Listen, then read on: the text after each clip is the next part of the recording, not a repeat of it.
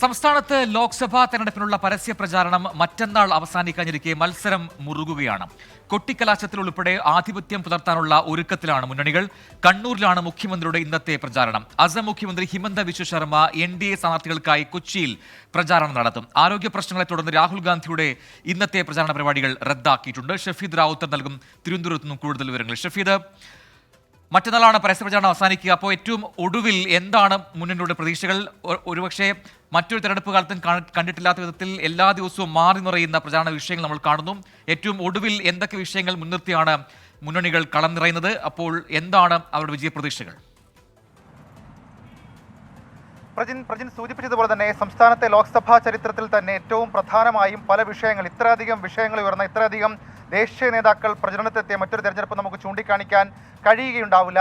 പതുക്കെ തുടങ്ങിയ തെരഞ്ഞെടുപ്പ് പ്രചരണം അതിൻ്റെ സൂപ്പർ ക്ലൈമാക്സിലേക്ക് എത്തുകയാണ്. മൂന്ന് മുന്നണികൾക്കും തികഞ്ഞ ആത്മവിശ്വാസം, അവർ ലക്ഷ്യം വെച്ച കാര്യങ്ങളിൽ തികഞ്ഞ ആത്മവിശ്വാസം ഉണ്ട് എന്നുള്ളതാണ് ഏറ്റവും പ്രധാനപ്പെട്ട കാര്യം. അതിൽ UDF-നെ സംബന്ധിച്ചാകട്ടെ കേന്ദ്ര സംസ്ഥാന സർക്കാരുകൾക്കെതിരെ ഉയർന്ന വികാരങ്ങൾ തെരഞ്ഞെടുപ്പിന് അവർക്ക് ഗുണകരമാകുമെന്ന് വിലയിരുത്തുന്നു. രാഹുൽ ഗാന്ധിയുടെ പ്രഭാവം, അതേപോലെ തന്നെ ന്യൂനപക്ഷ വോട്ടുകളുടെ ഏകീകരണം അടക്കം വലിയ രീതിയിൽ പ്രതീക്ഷയുണ്ട് UDF-ന്, അല്ലെങ്കിൽ കോൺഗ്രസിനെ സംബന്ധിച്ച് ആ രീതിയിലുള്ള പ്രതീക്ഷയുണ്ട്. LDF-നെ സംബന്ധിച്ചാകട്ടെ CA വിഷയം കൃത്യമായി തെരഞ്ഞെടുപ്പിൽ ഉപയോഗിക്കാൻ കഴിഞ്ഞു. അതേപോലെ തന്നെ ന്യൂനപക്ഷങ്ങളിലെ ചില സമുദായങ്ങൾ തങ്ങളോട് പുലർത്തുന്ന ഇപ്പോഴത്തെ ആഭിമുഖ്യം അതടക്കം ഗുണകരമാകുമെന്നാണ് LDF ക്യാമ്പിന്റെ വിലയിരുത്തൽ. അതേസമയം ഏറ്റവും കൂടുതൽ വെല്ലുവിളിയാകുന്നത് അക്കാര്യത്തിൽ സംസ്ഥാന സർക്കാരിനെതിരെ ഉയർന്ന അഴിമതി ആരോപണങ്ങളാണ്. BJP-യെ സംബന്ധിച്ചും സമാനമായ രീതിയിലുള്ള പ്രതീക്ഷകൾ അവർ പങ്കുവയ്ക്കുന്നുണ്ട്. പ്രത്യേകിച്ച് പ്രധാനമന്ത്രി നരേന്ദ്രമോദി കേരളത്തിലേക്ക് ഇത്രയധികം വന്നൊരു തെരഞ്ഞെടുപ്പ് മുൻപുണ്ടായിട്ടില്ല.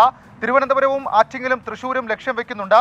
മറ്റു മണ്ഡലങ്ങളിൽ അപ്രതീക്ഷിതമായ ചില നീക്കങ്ങൾ, പ്രത്യേകിച്ച് രണ്ടാം സ്ഥാനത്തേക്ക് എത്താൻ കഴിയുമെന്ന പ്രതീക്ഷ കൂടി BJP ഇപ്പോൾ മുന്നോട്ട് വെക്കുന്നുണ്ട്. ക്രോസ് വോട്ടിംഗ് ആണ് BJP-യെ സംബന്ധിച്ച് ഏറ്റവും കൂടുതൽ പ്രതിസന്ധിയായി മാറുകയും ചെയ്തത്. കഴിഞ്ഞ ദിവസങ്ങളിൽ നമ്മൾ കണ്ടതാണ്.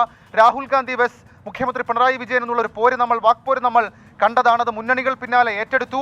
അതേപോലെ തന്നെ ഈ ഇന്ത്യ മുന്നണിയെ ചൊല്ലിയുള്ള തർക്കങ്ങൾ നമ്മൾ കണ്ടതാണ്. അങ്ങനെ പലതരത്തിലുള്ള പ്രചാരണ വിഷയങ്ങൾ നടക്കുന്നു. ഇന്നുണ്ടായ ഏറ്റവും പ്രധാനപ്പെട്ട കാര്യം, ഇടതുപക്ഷത്തിന് പരോക്ഷ പിന്തുണയുമായി യാക്കോബായ സഭ രംഗത്തെത്തുന്ന ഒരു കാഴ്ച നമ്മൾ കണ്ടതാണ്.